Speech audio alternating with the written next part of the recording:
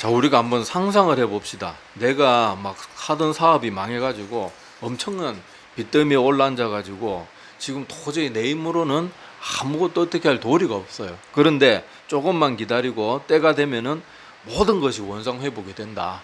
그러면은 우리가 얼마나 좋겠습니까? 근데 이런 기쁜 일이 성경에는 실제로 나옵니다. 자, 그게 오늘 희년이라는 개념인데, 자, 희년이라는 말은 히브리어로 요벨입니다. 요벨. 요벨은 무슨 뜻인가 하면 순양의 뿔이라는 그런 뜻을 가지고 있는데, 왜 희년하고 순양의 뿔이 도대체 무슨 관련이 있나? 그건 좀 뒤에서 설명을 드릴게요. 자, 희년이라는 것을 먼저 알기 위해서는 안식년이라는 개념을 안식년이라는 개념을 알아야 되는데, 자, 여기 여러분 성경 펼쳐져 있으면은 그 레위기 25장 1절에서 5절에 보면 안식년에 대한 설명이 나옵니다. 자, 제가 읽어 드릴 테니까 자, 성경 못 찾으신 분들은 그냥 들으시면 됩니다. 여호와께서 시내산에서 모세에게 말씀하여 이르시되 이스라엘 자손에게 말하여 이르라. 너희는 내가 너희에게 주는 땅에 들어간 후에 그 땅으로 여호와 앞에 안식하게 하라. 너는 6년 동안 그 밭에 파종하며 6년 동안 그 포도원을 가꾸어 그 소출을 거둘 것이나 7째 해에는 그 땅이 쉬어 안식하게 할지니 여호와께 대한 안식이라. 너는 그 밭에 파종하거나 포도원을 가꾸지 말며 내가 거둔 후에 자라난 것을 거두지 말고 가꾸지 아니한 포도나무가 맺은 열매를 거두지 말라. 이는 땅의 안식년임이니라. 아멘. 자, 여기 보면 알겠지만은 안식년이 뭔가 하면은, 자, 6년 동안 우리가 뭐 여기 보니까 뭐 밭을 갈든지 뭐 포도원을 가꾸든지 그렇게 얼마든지 자기 소유된 땅을 그렇게 자기의 능력대로 그렇게 갈아서 먹고 뭐 농사를 지어도 되는데, 자, 7년째는 어떻게 하래요? 아무것도 하지 말고 가만히 두라고 합니다. 자, 근데 이게 과학적으로도요, 여러분 알겠지만은 땅을 쉬지도 않고 계속 무엇을 농사를 지어 먹으면 땅 어떻게 됩니까? 땅 황폐돼 가지고 못 쓰게 돼요. 자, 하나님께서 그런 것까지 다 감안하셔가지고 이때 사람들은 뭐 과학적으로 설명해도 모르니까 안식년이라는 개념을 딱 그들에게 주셔가지고 계속해서 그 땅에서 농사를 지어도 이 사람들이 그냥 땅이 황폐해져가지고 또 떠나야 되고 이런 일이 없도록 하나님의 지혜로 안식년을 그렇게 이스라엘 백성들에게 가르쳐 주셨어요. 자, 그런데 희년이 뭔가 하면은 이 안식년이 7년째가 되는 해가 안식년이잖아요. 자, 그런데 그 안식년이 또 7번 모이면 그게 희년이에요, 희년. 자, 그러니까 7년짜리가 7번 모이면 몇 년입니까? 49년이죠. 자, 그러니까 7번 모인 49년이 끝난 그 다음 해가 50번째 해가 되겠죠. 그러니까 희년은 50년에 한 번씩 이루어지는 그런 절기입니다. 자, 그런데 이 희년이라는 것이요, 참 대단한 게 아까 제가 앞에 서두에서 질문 상상해보자고 말했던 것처럼 이 희년 때는 오늘 말씀의 제목이 뭡니까? 조건 없는 회복의 날, 그렇게 되어 있죠. 희년이 되면 모든 것이 다 회복이 돼요. 그래서 오늘 말씀해 보면 그에 대한 내용들이 나오는데, 자, 여기 아까 제가 말씀드렸지만은 그 히브리어로 희년이 요벨이라고 그랬잖아요. 요벨. 왜 요벨이라고 하는가 하면은 그 순양의 뿔이라는 뜻을 왜 가지고 있는가 하면, 자, 오늘 읽었던 본문 말씀 25장 레위기 25장 8절에서 10절 말씀을 한번 보시기 바랍니다. 자, 너는 7 안식년을 계수할지니 이는 7년이 7번인즉 안식년 7번 동안 곧 49년이라. 7째 달 열흘날은 속죄일이니 너는 뿔나팔 소리를 내되. 여러분 알다시피 속죄일에는 뭐 합니까? 나팔을 길게 불어가지고 속죄일을 선포하죠. 자, 그러니까 이 희년에도 속죄일 날 나팔을 불어가지고 그렇게 희년이 되는 걸 알리거든요. 그래서 왜 요벨, 순양의 뿔이라고 그런 이름을 가지고 있는지, 희년이 왜 그런 이름을 가지고 있는지 여기서 그 설명이 되는 것이죠. 자, 뿔나팔 소리를 내되 전국에서 뿔나팔을 크게 불지며 너희는 50년째 해를 거룩하게 하여 그 땅에 있는 모든 주민을 위하여 자유를 공포하라. 이 해는 너희에게 희년이니 너희는 각각 자기의 소유지로 돌아가며 각각 자기의 가족에게로 돌아갈지며. 자, 이게 우리가 읽은 본문 내용 중에 있는데 자, 이 희년이 50년마다 이 반복이 될 때 하나님께서 이 희년을 특별한 날로 삼으셔가지고 모든 것이 회복되도록 하셨어요. 그래서 오늘 자, 그 제가 좀 우리 지금 현대 우리가 가지고 있는 지금 옛날 성경 말은 조금 이해가 좀 어려울 것 같아가지고 제가 주보에 그 현대인의 성경 하면서 레위기 25장 23절에서 28절 말씀을 찾아놨죠. 자, 요거는 주보를 참고하시고 제가 읽어드릴 테니까 눈으로 보시기 바랍니다. 자, 먼저 하나님께서 이 희년의 땅의 소유를 회복을 명하셨는데, 자, 여기 보니까 자, 23절부터 제가 읽을게요. 그리고 너희는 토지를 팔 경우, 요거 현대인의 성경 번역입니다. 현대말로 번역된 성경이에요. 자, 팔 경우에 아주 팔아 넘기는 조건으로 팔아서는 안 된다. 이것은 토지가 너희의 것이 아니라 내 것이며, 여기 그러니까 토지의 주인은 누구라는 거예요? 하나님이라는 거. 이것도 눈여겨보시기 바랍니다. 좀 이따 뒤에 또 설명드릴게요. 자, 너희는 다만 그 토지를 사용할 수 있도록 허락받은 뭐라고요? 소작인, 또 나와 함께 있는 또 뭐라고요? 나그네. 우리 인간은요, 이 땅을 뭐 내가 아무리 많은 돈을 주고 사더라도 땅은 결코 소유할 수 없습니다. 우리가 죽으면 땅 가지고 땅 몇천 평씩 가지고 저는 뭐 다음 세상으로 갈 수 없잖아요. 자, 계속 읽어드릴게요. 자, 24절 토지를 매매할 때는 본래의 소유주가 언제든지 그 토지를 다시 사들일 수 있는 권한이 계약상에 인정되어야 한다. 만일 어떤 사람이 가난하여 자기 땅을 팔았을 경우에는 그에 가까운 친척이 그 땅을 다시 사야 하며, 그 땅을 다시 살 친척이 없으면 후에 돈을 벌어서 자기가 판 땅을 도로 살 수 있는 힘이 있을 때 그는 다음 희년까지의 남은 횟수를 계산하여 그 남은 횟수에 해당하는 돈만 치르고 그 땅을 도로 살 수가 있다. 그러나 그가 판 땅을 다시 살 힘이 없으면 그는 자기 땅을 돌려받을 수 있는 희년까지 기다려야 한다. 자, 이거 보니까 뭘 할 수 있어요?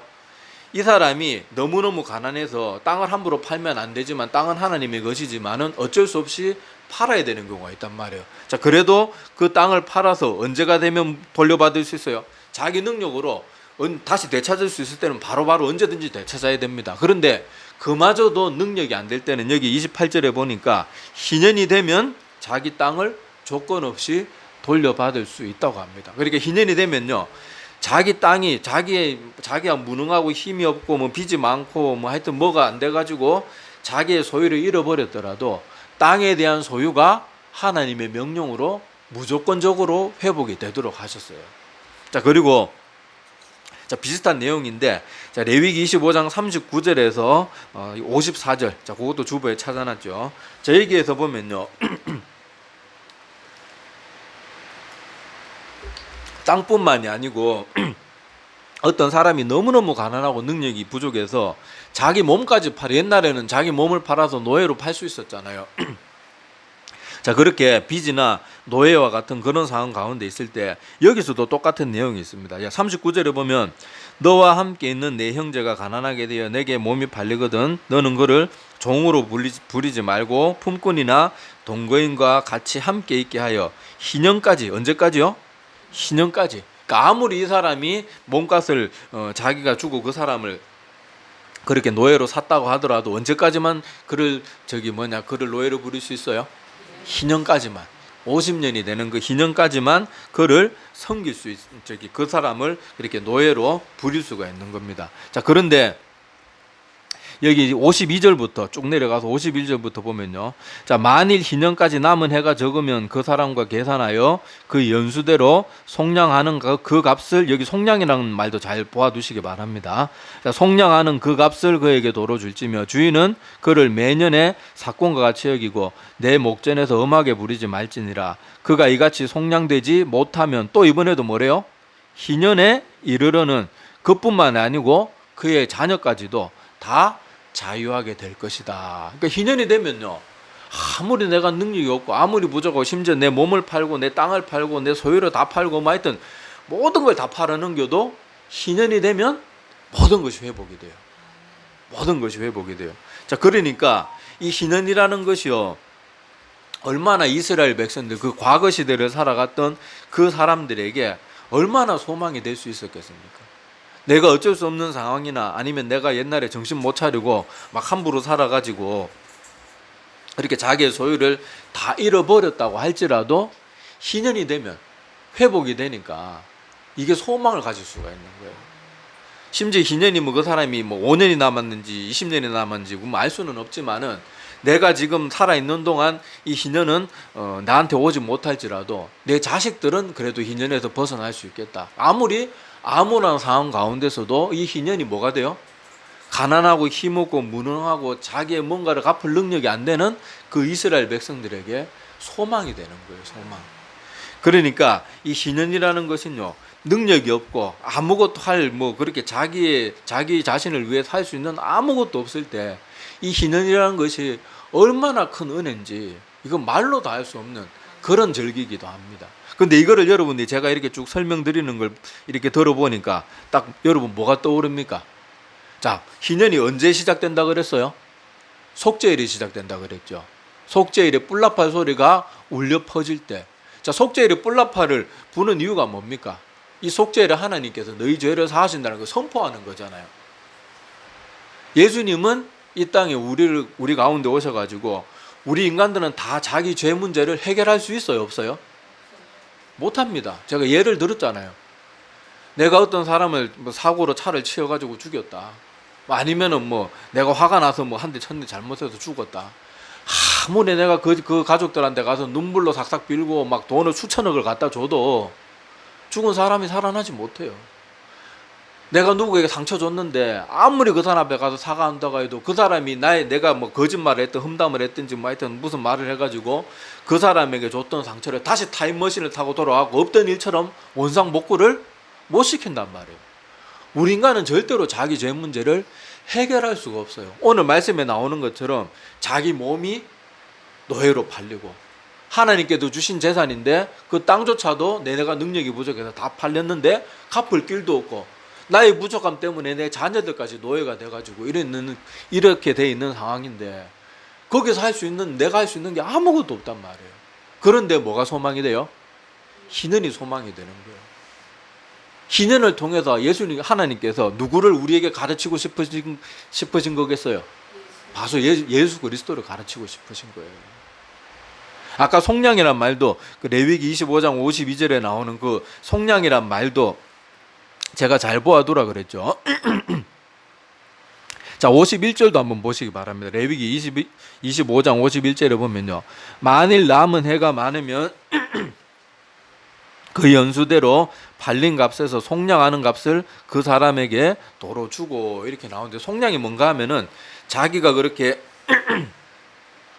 노예 신분이나 이런 것에서 값을 치르고 벗어날 수 있는 걸 말합니다.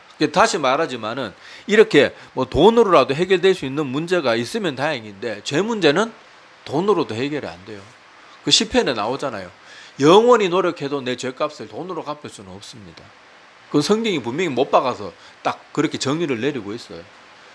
자, 그런데 우리가 예수 그리스도를 통해서 예수님이 십자가에서 죽어주신 이유가 뭡니까? 우리의 죄를 대신해서 죽으시면서 뭘 갚아주셨어요? 우리 죄값을 대신 갚아주신 거잖아요. 그러니까 뭘 하신 거예요? 우리를 속량은 대신 값을 치렀다는 거거든요. 우리의 죄가 없는 예수님이 대신 십자가에서 그렇게 비참하고 고통스럽게 죽으시면서 우리의 죄값을 대신 치러주신 거예요. 그러니까 우리는 원래는 도저히 소망이 없고 때가 되면 우리 육신의 생명이 끝나면 다 지옥불에 던져질 수밖에 없는 그런 존재였는데 이제 우리는 누구 때문에 소망이 생긴 거예요? 예수님 때문에 소망이 생긴 거예요. 그래서 소망 그러잖아요. 아까 이스라엘 백성이 그렇게 자기가 능력이 안 돼가지고 자기 땅도 팔아버리고 땅 판 돈으로도 안 돼가지고 자기 몸도 팔고 자기 가족도 팔고 거기서 헤어날 길이 없는데 뭐가 소망이 된다 그랬어요? 희년 50년만. 뭐 물론 다 50년이 아니겠죠. 어떤 사람은 반년만 남았을 수도 있고 뭐 그런데 하여튼 뭐 그 복잡한 거 생각하지 말고 하여튼 간에 그 희년이 뭐가 돼요? 나의 절망적인 상황 가운데 이 희년은 정말로 한 줄기 빛과 같은 그런 소망이 되는 거예요. 바로 예수 그리스도께서 이 희년에 이스라엘 백성들 아무것도 자기의 그런 어떤 뭐 빈곤한 처지라든지 자기의 모든 문제를 아무것도 갚을 수 없는 그런 상황 가운데 있는 사람들에게 희년이 소망이 되어 주듯이 예수 그리스도께서도 우리를 위해서 소망이 되어 주신 거예요. 그리고 아까 우리 레위기에서 보았지만은 이 토지의 개념에 대해서, 그러니까 토지는 뭐 다른 말로 이 땅의 소유의 개념인데 하나님께서 분명히 뭐라 그럽니까? 땅은 누구 거라 그래요? 하나님이요. 아까도 말했다시피 우리 인간이 막 이 땅에 막 아무리 투기를 하고 뭐 돈 투자를 해가지고 땅을 수천 수만 평을 사고 막 산을 몇 개를 가지고 있고 막 무인도를 몇 개 가지고 있다고 해도 죽으면 인생은 그냥 다 흙먼지로 사라져 버리는 게 인생입니다. 땅은 누구도 소유할 수 없어요. 그러니까 하나님께서 모든 이 땅의 천지 만물 모든 것의 주인이시기 때문에 우리도 이것도 기억해야 됩니다. 원래 이 땅과 모든 것의 주인은 하나님이시고, 더 나아가서 우리의 생명, 우리의 영혼의 주인도 누구겠어요? 하나님 한 분밖에 없는 거예요. 이 소유의 개념도 이 희년을 통해서 여러분들이 잘 머릿속에 새겨두시기를 바랍니다. 자, 그래서 우리도 희년이 언젠가는 다가오듯이 우리 인생 가운데서도요, 언젠가 우리의 삶이 다 끝나고 우리의 삶에 살았던 모습들을 하나님 앞에서 청산해야 되는 때가 분명히 와요. 아무도 피할 수 없어요. 죽음을 피해갈 수 있는 사람은 아무도 없습니다. 아무리 부자라도, 아무리 뭐 대단한 능력을 가진 사람도, 뭐 의사들도 막 제가 어렸을 때 제일 충격받았던 소식이 뭔가 하면 의사가 죽었다는 얘기를 들었어요. 저는 막 의사는 죽는 사람도 살리는 게 의사인 줄 알았는데 의사 선생님이 죽었다는 거예요. 그래갖고 그럴 수가 있나? 의사 선생님 죽어가는 사람도 고치는 게 의사 아닌가? 그래 생각을 했던 적이 있는데, 자, 아무리 능력 있는 막 외과이고 다 죽어가는 사람 살리고 막 총을 몇 방 맞은 사람을 막 살려내는 의사라도 언젠가는 다 죽기 마련입니다. 그런데 그때는 우리가 뭘 계산해야 돼요? 하나님 앞에서 우리의 죄값을 계산해야 될 때가 분명히 온다는 거예요. 근데 내 죄값은 누구만 치러줄 수 있습니까? 주님만 치러줄 수 있는 거예요. 그게 아니었으면 예수님이 뭐하러, 하나님의 아들이신 그 고귀하고 대단한 하나님이신 그분이 뭐하러 이 땅에 비참한, 여러분 같으면 개미를 구하겠다고 여러분이 개미 모습으로 땅속에 파먹고 살겠습니까? 내가 지렁이 구하겠다고 그 꿈틀꿈틀 징그러운 지렁이 모습으로 땅속으로 들어가겠냐고요. 근데 신이신 하나님이 우리와 같은 인간이 되었다는 것은요, 개미가 되고 지렁이 된 것보다 더 비참한 모습으로 바뀐 거예요. 생각해 보세요. 영원히 거룩하고 완전 무결한 그 하나님이 우리 같은 인간이 된다는 건요, 우리 인간이 차라리 개미와 지렁이는 죄라도 없지, 우리 인간은 죄도 얼마나 많습니까? 이 더러운 육신 가운데 그렇게 똑같은 그런 모습을 가진 인간들의 모습과 같은 모습으로 이 땅에 오셔가지고 죽으실 때도 얼마나 비참하게 죽으셨어요. 인류의 죄값을 하나도 빠짐없이 다 갚아주시기 위해서 제일 치욕스럽고 제일 고통스럽고 만민이 보는 앞에서 발가벗겨가지고 온 그 못에 박히기 전에도 채찍질을 당하고 인간이 받을 수 있는 극한의 고통은 다 받으시고 죽으셨어요. 왜 그렇게 비참하게 죽으셔야 되냐고요. 하나님의 아들이 멋있게 딱 죽는 게 아니고, 우리의 인류가 지은 모든 죄 하나하나까지도 하나도 남김없이 다 받아 대신 갚아 치러주시기 위해서 그렇게 비참하게 주신 거예요. 죽어주신 거예요. 죄는요, 그 죄에 대한 대가 때문에 고통스럽기도 하고 치욕스럽기도 하고 부끄럽기도 하잖아요. 그래서 주님께서 굳이 그런 십자가라는 가장 비참하고 가장 고통스럽고 가장 치욕스러운 가장 부끄러운 그런 죽음을 의도적으로 주님께서 맞이하셨던 거예요. 그래서 우리도 이 땅을 살아가는 동안 우리 자신을 보고 우리 속에 있는 우리의 죄성을 보면은 정말로 소망이 없습니다. 여러분, 우리 오늘도 예배 때마다 우리 회개 기도하고 뭐 참회 기도 뭐 예배 순서에도 들어있고 매일 회개하지만은 매주 와서 기도할 때마다 또 기도하려고 보면은 또 생각이 나요, 안 나요? 또 잘못한 게 또 생각이 나고, 또 하나님 뜻대로 살지 못한 게 또 생각이 나고 또 떠오르고, 얼마나 솔직히 뭐 하나님 없으면 사실 우리가 얼마나 소망이 없는 존재입니까? 그런데 이런 우리에게 예수 그리스도의 십자가를 통해서 우리는 우리 몸이 노예로 팔렸듯이 레위기에 나오는 그 이스라엘 백성들이 가난해서 그렇게 자기의 몸도 팔고 땅도 팔고 다 팔아가지고 팔렸듯이 우리의 영혼도 사단 마귀에게 팔린 상태란 말이에요. 그런데 그것을 예수님이 대신 돈을 치러주시고, 우리 영적으로 말하면 대신 십자가에 죽어주셔가지고 우리의 죄를 다 짊어지시고 그렇게 죽어주시고 부활하셨기 때문에 우리가 소망이 생긴 겁니다. 그래서 우리가 이 땅을 살아가는 동안에는 예수 그리스도만이 오직 모든 것의 소망이에요. 지금도 사단 마귀들은 사람들에게 온갖 두려움과 걱정, 실제로는 존재하지도 않는 그런 걱정거리들 계속 심어줘가지고 사람들이 힘들고 곤란하게 만들고 아무것도 못하게 만들고 술인에 빠지고, 요새 또 저 도심에는 뭐 요새 마약도 지금 점점 더 심각해지고 있잖아요. 젊은이들이 마약 파트하고 그런 말도 안 되는 뉴스 보셨죠? 기가 막힙니다, 여러분. 지금 우리나라도 저 유럽이나 미국까지 또 그런 나라가 되었어요. 이런 가운데 우리가 그런 사단마귀나 어둠의 세력들이 주는 그 실체도 없고 실제로는 존재하지도 않는 그런 것들에 더 이상 휘둘려서는 안 돼요.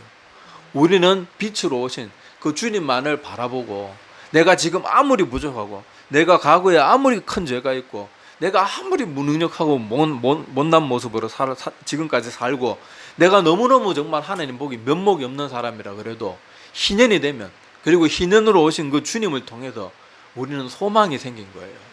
그래서 그 주님만 바라보면 딴 거는 절대 생각할 필요 없어요. 세상의 걱정, 근심거리들, 돈 문제들, 이런 것들, 그런 거 생각할 필요 없어요. 오늘 말씀에도 하나님 가르쳐 주셨잖아요.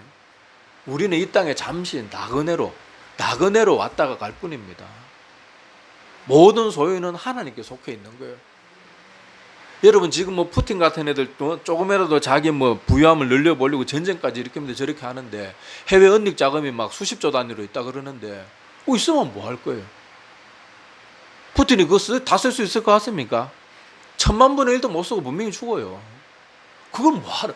사단 마귀는요, 사람이 그렇게 욕심을 줘가지고 인생을 비참하게 만듭니다. 전쟁을 일으키고 스스로 지옥불에 걸어가도록 그렇게 만드는 거예요. 그러니까 우리가 그런 것들에 절대로 소망 두지 말고 휘둘리지도 말고 오직 주님만 바라보면서 내가 어떠한 모습이 있든지, 아무리 부족하든지, 그 어떤 문제가 있든지, 예수님은 희년이 되어 주신 그런 모습으로 우리에게 소망이 되어, 내가 지금 노예의 모습으로 살고, 지금 세상에는 나 땅 한 평도 없고 한평생 내 집도 못 가지고 월세 전세 긍긍해도 하나님께서 우리에게 주신 저 천국이라는 소유가 이미 우리에게 주어져 있어요. 그리고 우리 인생이 끝나는 그 진짜 희년이 되면은 우리는 그 소유를 아무도 받지 못하는 그런 일 없이 하나님을 바르게 믿고 예수 그리스도를 구주로 참되게 믿는 사람은 누구든지 그 소유를 다 받을 수 있을 거예요. 그러니까 우리 그 주님만 바라보면서 이 나그네와 같은 이 땅의 삶에 너무 집착하지 말고, 또 내가 지금 능력이 부족하고 이런저런 것들이 부족하다고 그런 것들에 자꾸 휘둘려가지고 사단마귀만 좋아하는 그런 마음 상태로 절대로 살지 말고, 오직 주님만 바라보면서 다른 사람이 나에게 무슨 말을 하고, 다른 사람이 뭐 어떤 나를 비방을 하고 무시를 하고 막 그렇게 욕을 해도 나는 주님이 있기 때문에 걱정 없다. 오직 주님만이 나의 유일한 소망이고 진짜 소망이고, 그 주님은 모든 것을 할 수 있는 전능하신 분이다. 그거 하나 믿고 이 땅을 잘 살아가고 이겨내는 우리 모두가 되기를 간절히 소망합니다. 그래서 이 희년이 우리에게 주는 그 놀라운 복을 우리도 다 받아 누리게 되는 주의 백성들 다 되기를 바랍니다. 네, 기도드리겠습니다.